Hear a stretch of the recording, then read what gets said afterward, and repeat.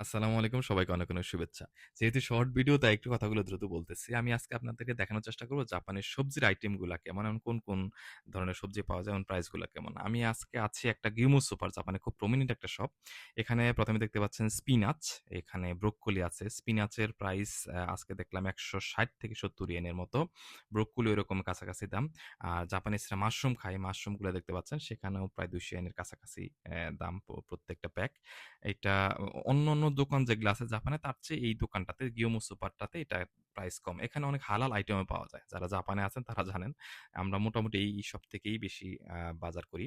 এখানে আরেকটা জিনিস আছে সেটা হচ্ছে পার্সিমন। জাপানের খুব জাতীয় ফল এবং খুবই টেস্টি আমার কাছে এই যে পার্সিমন ৪ পিস ৪৮০ এর মতো। আমার কাছে আপেলের চেয়ে ওটা অনেক টেস্টি লাগে এই আরকি। আর এছাড়া অন্যান্য সবজি আইটেমের ভিতরে টমেটো আছে ৳২৮০ এর মতো পার প্যাকে ১০০-২০০ গ্রামের মতো হবে। প্রাইস কিন্তু অনেক বেশি। জাপানে এরকমই প্রাইস সবগুলারই। আর এছাড়া ব্রোকলি আছে ওইরকমই দাম ৳১৬০-৭০ আর শসা হচ্ছে ৩ পিস শসার দাম ৳১৪০ বা ৳১৮০ এর মতো।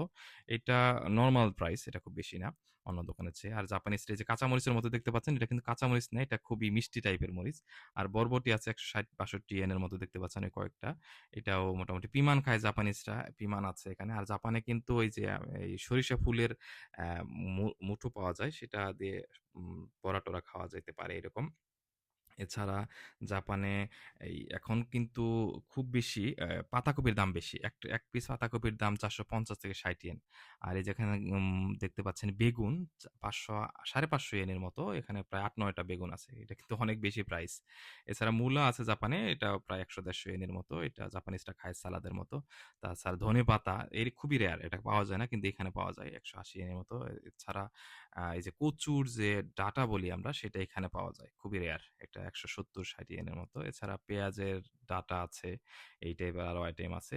মোটামুটি এখানে সবকিছুই পাওয়া যায় এবং রিজনেবল প্রাইস। আমি যদি অন্য কোনো দোকান দেখাই তাহলে বুঝতে পারবেন প্রাইস অনেক, প্রায় দ্বিগুণের চেয়ে বেশি। আ এখানে পেঁয়াজ আছে, তাছাড়া কিছু রুট টাইপের আছে, গাজর, এই যে কচুর মুহি, এটা কিন্তু জাপানিজরা খায়, পছন্দ করে।